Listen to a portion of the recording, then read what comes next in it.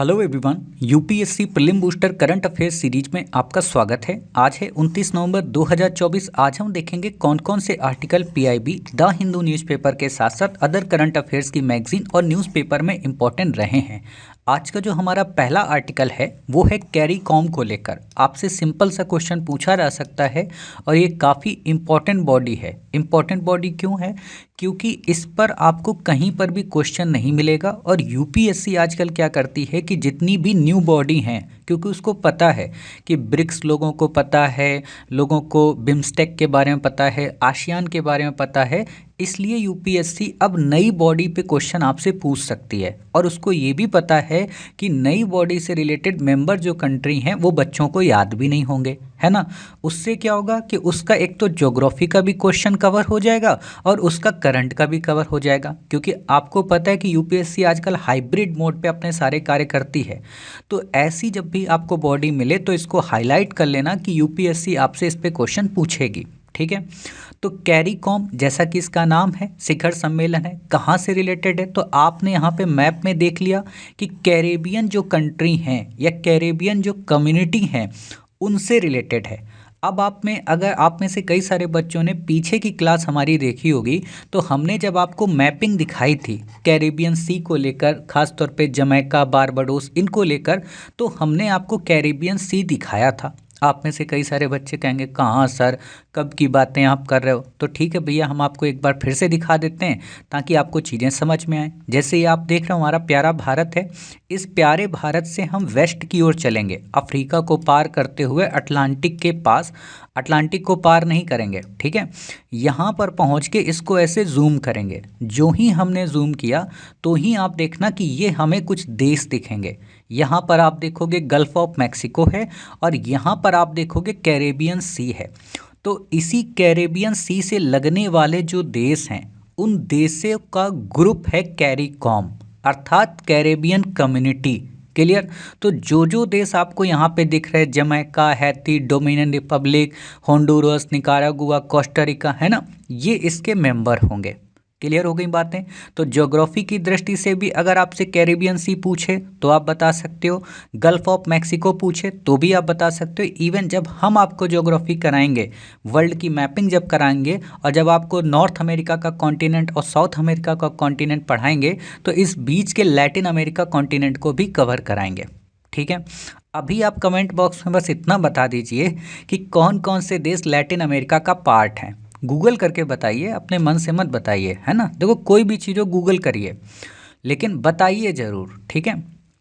तो अब आपने यहाँ पे देखा, तो अब आप यहाँ पे क्या देख रहे हो? आप यहाँ पे देख रहे हो जो येलो कंट्री हैं, है ना, जहाँ जहाँ येलो है ये कौन कौन से देश हैं, ये इसके मेंबर कंट्री हैं। समझ गए? तो ये चीज़ आपको यहाँ पे याद रखनी, बाकी आपसे क्वेश्चन नहीं पूछा जाएगा।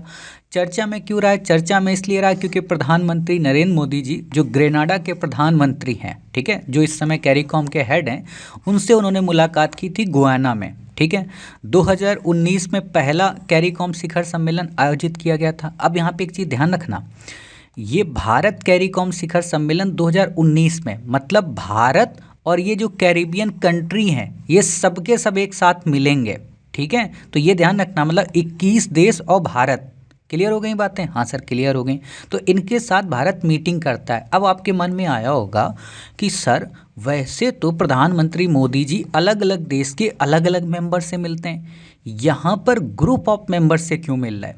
क्योंकि आपको पता हो जो छोटे छोटे आइलैंड होते हैं ना, उनमें एक फियर रहता है, तो इसलिए वो उन पर जो भी बातें होती हैं वो झुंड में बात करते हैं, कम्युनिटी का हेड उनसे बात करता है। समझ गए? तो जैसे ये अध्यक्ष हैं ये बात करेंगे, ये मेंबर तो आएंगे, मिलेंगे भी, सब कुछ करेंगे। आपने देखा होगा मोदी जी ने फ़ोटो भी खिंचवाई थी, है ना, गवर्नमेंट ऑफ इंडिया के पीआईबी पोर्टल पे वायरल भी हुई थी। तो आपको ये बस पता हो, ठीक। तो 21 देशों का समूह है, ये याद रखना। दूसरी बात, भारत इसका मेंबर नहीं है कैरिबियन का, ये ध्यान रखना, मेंबर नहीं है, क्योंकि ये लोकल या कह सकते हैं क्षेत्रीय संगठन है, ठीक है।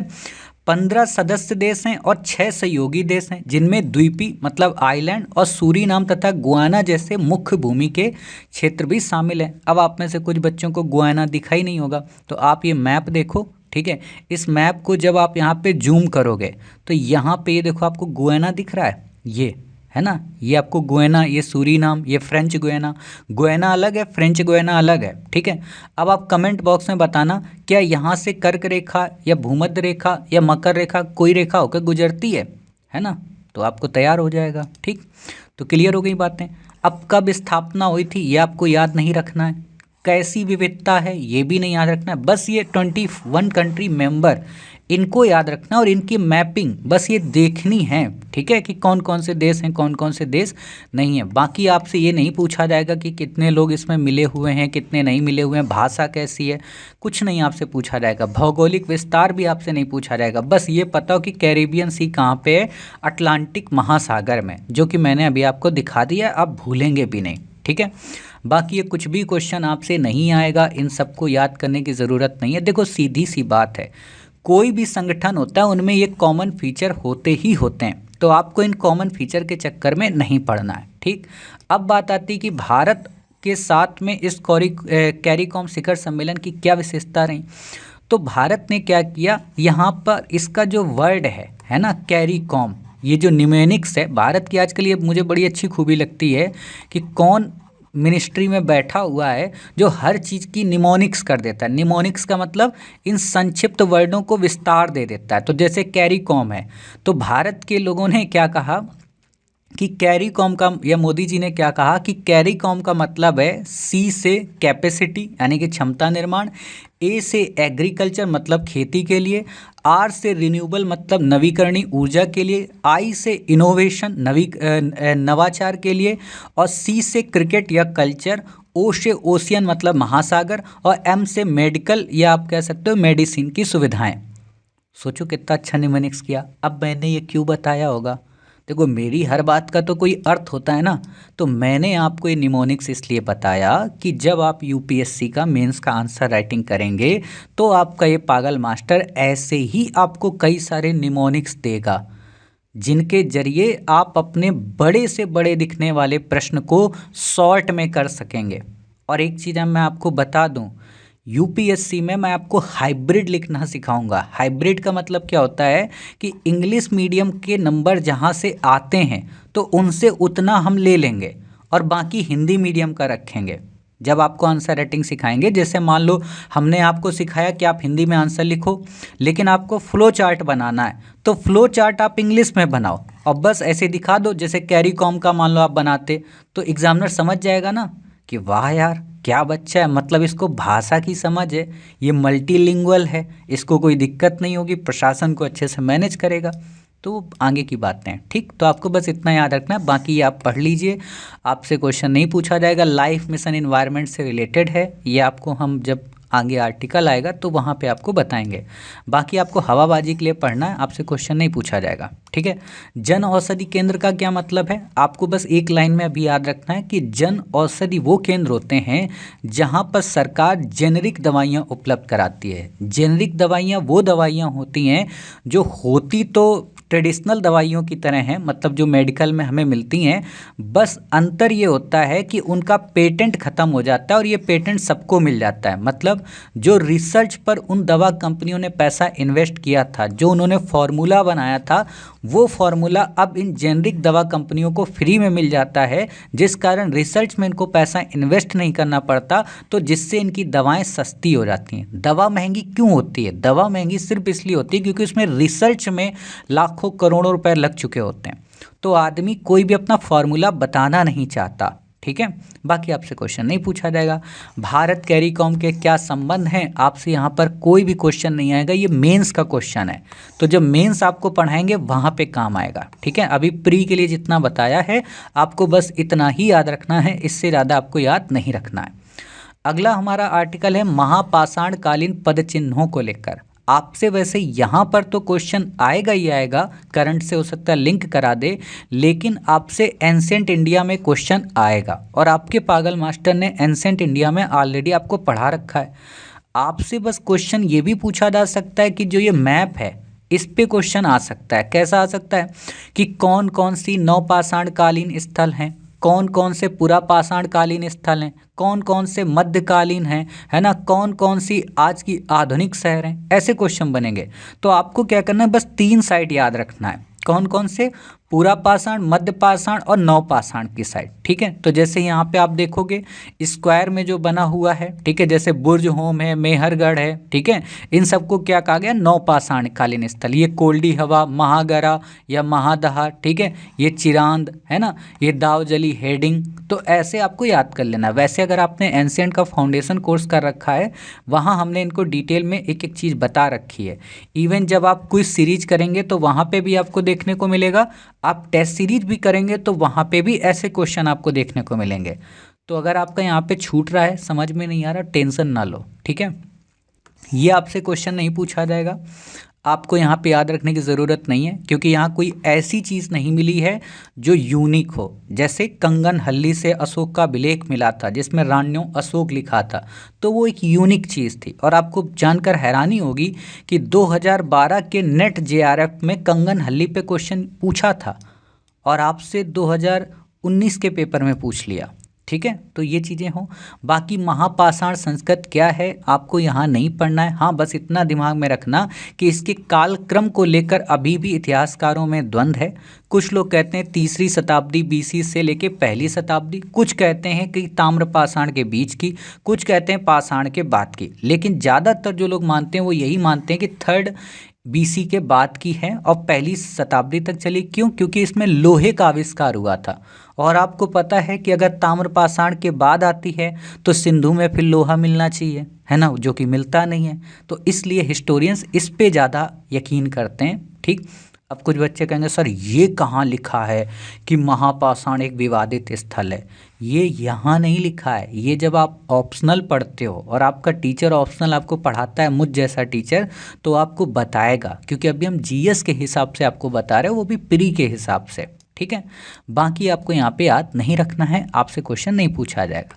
बस इतना पता हो कि हाँ लोहा उस समय यहाँ पे आ गया था। ठीक, तो इससे ज़्यादा आपको याद नहीं रखना है, आप यहाँ से स्किप कर सकते हैं। अगला आर्टिकल है राष्ट्रीय डॉल्फिन अनुसंधान केंद्र। आपसे बिल्कुल नहीं पूछा जाएगा कि पटना में है, बंद क्यों है, खुला क्यों है। हाँ, BPSC का क्वेश्चन आप करेंगे तो वहाँ पूछा जा सकता है। ठीक है, हालांकि अब उन्होंने भी अपना स्टैंडर्ड हाई कर दिया है। आपसे जो ये क्वेश्चन पूछा जाएगा वो बेसिकली आएगा प्रोजेक्ट डॉल्फिन को लेकर और डॉल्फिन की आयुष्यन में स्थिति को लेकर। ठीक है, और UPSC पूछ चुकी है, ये भी ध्यान रखना। मतलब ऐसा नहीं कि आप अभी से रटने लगो, UPSC पूछ चुकी है, लेकिन अब क्या आएगा, मिक्सअप में आएगा। आपको दे देगा कि इनमें से आयुष्यन में कौन कौन सी प्रजातियां लुप्त प्राय हैं और वहाँ डॉल्फिन का नाम होगा। तो यदि आपको पता होगा कि डॉल्फिन लुप्त प्राय है तो आप ऑप्शन को एलिमिनेट तो कर पाओगे। और ये क्वेश्चन IUCN वाला जो मैं बता रहा हूँ, UPSC पिछले 3 से 4 वर्षों में नहीं पूछी है और पूछेगी जरूर, चाहे 25 में पूछे या 26 में, क्योंकि उसको पता है। वो क्या करती है ना कि बच्चे को भुलवा देती है, परीक्षक को भुलवा देती है और फिर उसको रिवर्स कर देती है। तब लोगों को लगता है अच्छा पढ़ लेना चाहिए, अब पढ़ लेना चाहिए। समझ गए? तो आपको बस इतना याद रखना है कि IUCN में ये लुप्त प्राय है। बाकी आपको यहाँ पे कुछ भी याद रखने की ज़रूरत नहीं है। हालांकि एक बार क्वेश्चन आया कि अनुसूची 1 में जिन प्रजातियों को संरक्षण दिया जाता है उसका क्या मतलब होता है। उसका मतलब ये होता है कि यदि कोई व्यक्ति इन प्रजातियों को मारता है ना, या इनका व्यापार करता है तो उसको जेल हो सकती है। समझ गए? मतलब इसके लिए अपराध है कानूनी। ठीक, बाकी आपको नहीं याद रखना है। अगला आर्टिकल है गुरु तेग बहादुर शहीदी दिवस को लेकर। आपको हमने नवंबर में शायद 16 या 17 नवंबर को भी कवर कराया था, जब गुरु नानक का गुरु पर्व के बारे में पढ़ाया था, है ना। तो उसी दिशा में आगे बढ़ते हुए गुरु तेग बहादुर जी के शहीदी दिवस पर है। शहीदी दिवस का मतलब क्या है कि इनको किसी ने मरवा दिया या किसी ने मार दिया। किसने मरवाया? औरंगजेब ने। क्यों मरवाया? क्योंकि औरंगजेब चाहते थे कि धर्मांतरण हो, मतलब भारत के जो हिंदू हैं, सिख हैं, वो इस्लाम में कन्वर्ट हो जाएं, है ना। लेकिन जो सिख धर्म के तेग बहादुर जी हैं, इन्होंने इसका विरोध किया। विरोध हमारे यहाँ शुरू से होता आया, ऐसा नहीं कि आज ही से विरोध हो रहा हो। ठीक है, तो विरोध के कारण अब वो राजा था तो उसने मरवा दिया। और एक बात और आपको बता दें, सिखों की लड़ाई मुगल सल्तनत से राजनैतिक नहीं थी, ये ध्यान रखना। सिख धर्म कभी ये नहीं चाहते थे, सिख के जितने भी गुरु हुए, चाहे अर्जुन देव हो, है ना, या गुरु गोविंद सिंह हो, इनका उद्देश्य ये कभी नहीं था कि मुगल सत्ता को चुनौती देना। इनका बस उद्देश्य ये था कि मुगल सत्ता जो धार्मिक हस्तक्षेप कर रही है, लोगों की जो पर्सनल लाइफ इंडिविजुअलिटी में जो दखल दे रही, वो ना दे। तो इसीलिए जो आप स्ट्रगल इनका पढ़ोगे तो वो राजनीतिक ना पढ़ के धार्मिक पढ़ोगे, समझ गए। तो वही यहाँ पर भी देखने को मिला। बाकी आपसे यहाँ पे क्वेश्चन नहीं पूछा जाएगा, हाँ इनके योगदान को लेकर क्वेश्चन आएगा। और मैंने पहले भी आपको बता रखा है कि आपसे जो क्वेश्चन आएगा सिख धर्म से रिलेटेड, वो सीक्वेंसिंग को आएगा कि किस गुरु का क्या योगदान है, क्रम क्या है, कौन सा गुरु अकबर के टाइम पीरियड पे था, कौन बाबर के समकालीन था, ऐसे क्वेश्चन आपसे बनेंगे, ठीक है। तो यहाँ पर आप बस बेसिक पढ़ लीजिए, बाकी जो आपको क्वेश्चन याद रखना है वो यहाँ याद रखना है कि पहले गुरु कौन थे, इन पहले गुरु का क्या योगदान है ना। गुरु अंगद जी का क्या योगदान है, अमरदास जी का क्या योगदान है, इन्होंने सिख धर्म को कैसे प्रमोट किया। आनंद कारज विवाह का क्या मतलब होता है? आनंद कारज का मतलब ये होता है खुशी वाला पल, या आप कह सकते हो एक विवाह जहाँ खुशियाँ आने वाली हैं, है ना। अकबर के समकालीन थे। तो ये बेसिक चीज़ें बस आपको पता हो। सीक्वेंस में जैसे नेट जेआरएफ में क्वेश्चन आया है 2024 का, जिसने नेट जेआरएफ का पेपर दिया है उसको देखेगा, सेकेंड शिफ्ट के पेपर में सीक्वेंसिंग में क्वेश्चन पूछा गया है, ठीक है। तो हो सकता है यूपीएससी भी आपसे पूछ ले, है ना। तो आपको ये सारी डेटें याद रखनी है और सबका क्रम याद रखना है, किसने आदि ग्रंथ की रचना की और किसने सैनिक संत के रूप में जाना जाता है, ठीक है। तो इन चीज़ों को आप पढ़ लीजिए, बाकी आपसे यहाँ पे क्वेश्चन नहीं पूछा जाएगा। क्लियर हो गई बातें? हाँ सर क्लियर हो गई, इससे ज़्यादा आपको नहीं याद रखना है। और वैसे भी जब आप हमसे मेडवल इंडिया पढ़ेंगे, ठीक है, तो वहाँ हम आपको इनके बारे में डिटेल में चीज़ें कवर कराएंगे, ठीक। अगला हमारा आर्टिकल है 11वीं ADMM बैठक को लेकर। ADMM का क्या मतलब है? ये आसियान से रिलेटेड है, ठीक है। और इसी में आप प्लस जोड़ दोगे तो आपके 8 मेंबर और एक्स्ट्रा हो जाएंगे। सीधी सी बात है कि जो ADMM की जो बैठक होती है, आसियान मेंबर स्टेट्स की जो बैठक होती है, उनमें केवल 10 लोग शामिल हैं। और जब आसियान प्लस की बैठक होती है तब उसमें 18 देश शामिल हैं। मतलब भारत ADMM प्लस का मेंबर है, लेकिन भारत ADMM का मेंबर नहीं है, ये याद रखना है। और एक और बात आपको बता दें, यूपीएससी जब आपसे G20 को लेकर क्वेश्चन पूछ सकती है तो वो दिन दूर नहीं है जब इन 18 मेंबर पे भी क्वेश्चन पूछ ले। और यूपीएससी ने RCEP पर भी क्वेश्चन पूछा है 2018 में, तो यहाँ पर भी क्वेश्चन आपसे बनेगा। तो ये सारे देश आपको याद होना चाहिए कि कौन कौन से 18 देश हैं, ठीक है। और हैरानी की बात देख रहे हो, रसिया भी है, यूनाइटेड स्टेट्स भी, चाइना भी और इंडिया भी। मतलब ऐसे ग्रुप आपको रेयर देखने को मिलते हैं जहाँ पर ये सब के सब हों। जैसे G20 आप देखोगे, है ना, तो उसमें भी आपको देखने को मिलेंगे। तो ये चीज़ आपको पता हो। तो ADMM प्लस क्या है? बहुपक्षीय रक्षा सहयोग ढांचा है 10 आसियान देशों का, ठीक है। कौन कौन से आसियान देश हैं? Brunei, Cambodia, Indonesia, Laos, Malaysia, Myanmar, Philippines, Singapore, Thailand और वियतनाम। मैंने कई बच्चों को देखा है जब इंटरव्यू में उनसे क्वेश्चन पूछा जाता है कि ब्रुनई कहाँ है, किसके आसपास है, तो लोग बता ही नहीं पाते हैं। उनको लगता है वो पहली बार सुन रहे हैं ब्रुनई के बारे में, उनको अफ्रीका याद आता है। तो भैया आप परेशान न होना, ये ब्रुनई उर्नई जो भी देश है ना, ये सब कहाँ है? भारत के साउथ ईस्ट में। जैसे ये हमारा प्यारा भारत है, तो भारत का क्या कहते हैं, ईस्ट ये हुआ और साउथ क्या हुआ, नीचे। तो सब के सब यहाँ पे आपको ये देश मिलेंगे, ठीक है। ये ब्रुनई हो गया, इंडोनेशिया हो गया ना, थाईलैंड, ये मलेशिया, ये सारे देश। जैसे ये देख रहे हो कंबोडिया, ठीक है, ये वियतनाम, ठीक है, ये आपका फिलीपींस। थोड़ा और हम इसको जूम करें, ठीक है, यहाँ पे आपको सारे देश मिल जाएंगे। ये आपका प्यारा सा ब्रुनई है ना, ये सिंगापुर, मलेशिया। जब आप लोग शादी विवाह वगैरह कर लेना, है ना, तो ये मलेशिया, सिंगापुर, है ना, थाईलैंड, यहाँ अपने माता पिता को ले जाना, घुमाना जाके। कुछ बच्चे सोच रहे होंगे कि पत्नी का नाम लूँगा।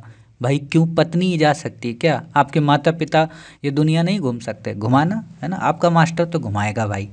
क्योंकि देखो सीधी सी बात है, जो सुख आप पत्नी को देना चाहते हो, प्रेमिका को देना चाहते हो, वो सुख अपने माता पिता को दो। उनको ले जाओ CCD, है ना, उनको पिलाओ कॉफ़ी, क्या कहते हैं, स्टारबक्स की। क्या सोचो खूबसूरती होगी, किसके लिए पैसा कमाओगे भाई, है ना। मतलब उन्होंने आपको बनाया IAS IPS, है ना, और बाद में आप फ़ोन पे स्टेटस क्या लिख रहे हो अपनी पतली के लिए, आ माई ऑक्सीजन, आ माई लाइफ। अच्छा, माता पिता 9 महीने तक कोख में रखे, वो लाइफ का हिस्सा नहीं है। पत्नी को रखो ठीक है, लेकिन पहले माता पिता को सारी चीज़ों से तृप्त कर दो।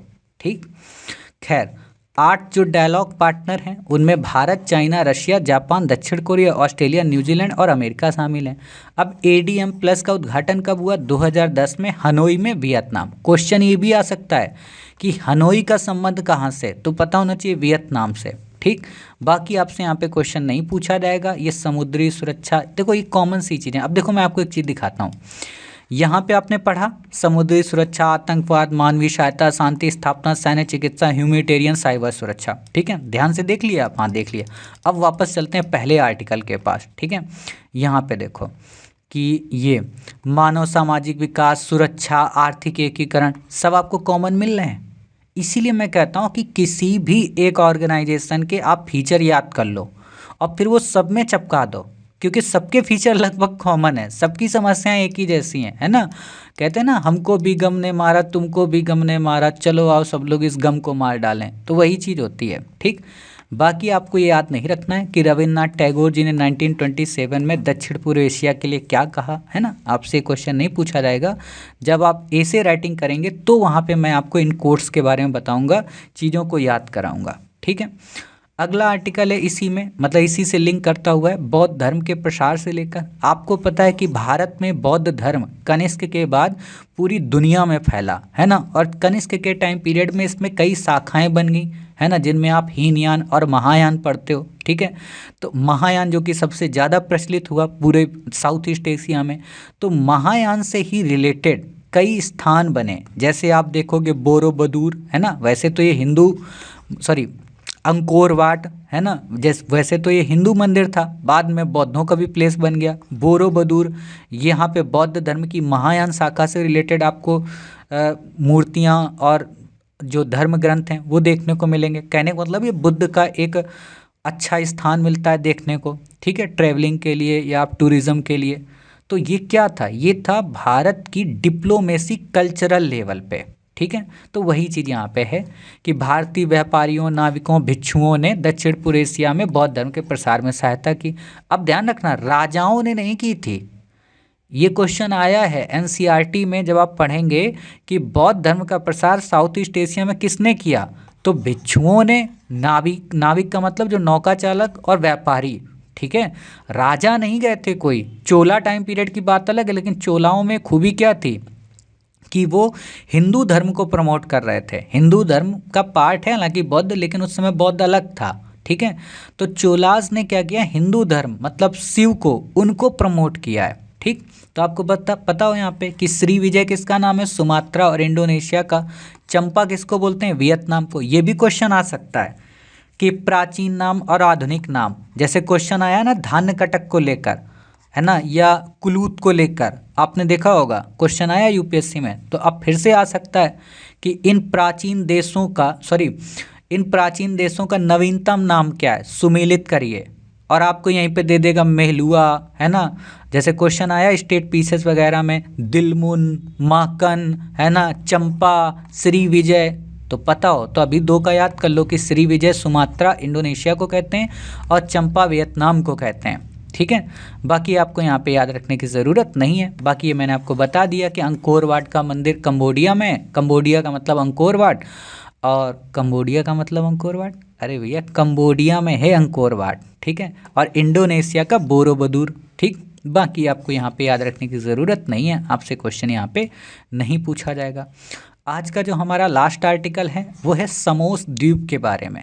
आपसे ये क्वेश्चन नहीं पूछेगा कि समोस द्वीप कहाँ पे है, ठीक है, लेकिन आपसे अन्य द्वीपों पे क्वेश्चन आ सकता है। द्वीपों के साथ साथ आपसे सागरों पे भी क्वेश्चन आ सकता है। ठीक, तो अभी बस इतना याद रखो, ये ग्रीक के पास में है। ठीक है, ये आपका यहाँ पे ग्रीक देखने को मिलता है। ठीक, अब हम चलते हैं अपने मैप की ओर। तो ये हमारी जैसे प्यारी पृथ्वी है। ठीक है, इस प्यारी पृथ्वी को जो ही हमने जूम किया तो यहाँ हिंद महासागर जब आप देखोगे तो यहाँ कई आइलैंड मिलेंगे। पहले भी मैं आपको बता चुका हूँ, जैसे यहाँ पे सोकोत्रा ये आइलैंड है आपका। ठीक है, अरे बाबू दिखा दो सोकोत्रा, है ना, ये देखो सोकोत्रा आइलैंड है। ठीक। ठीक है।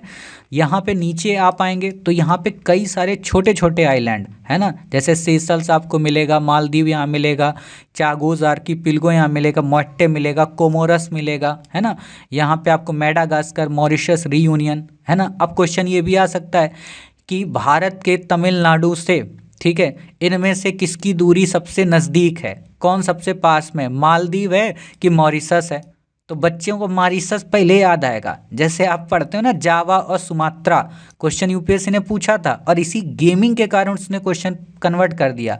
क्या पूछा था उसने कि जावा पहले पढ़ता है अंडमान से कि सुमात्रा, क्योंकि हम लोग पढ़ते क्या हैं, जावा सुमात्रा, तो हर कोई जावा पे लगा के आया था, जबकि जावा क्या उसके बाद है, सुमात्रा पहले है।